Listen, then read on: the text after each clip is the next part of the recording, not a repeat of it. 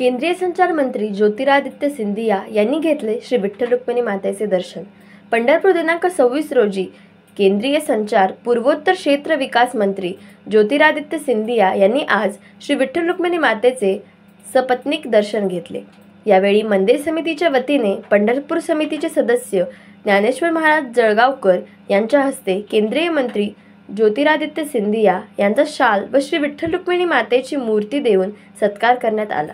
या प्रसंगी उपविभागीय अधिकारी सचिन इथापे, उपविभागीय पोलीस अधिकारी डॉक्टर अर्जुन भोसले, तहसीलदार सचिन लंगुटे, पोलीस निरीक्षक Vishwajit Ghodke, post master general Pune region Ramchandra Jaybhaye, अधीक्षक डाकघर चंद्रकांत भोर यांच्यासह मान्यवर पदाधिकारी उपस्थित होते।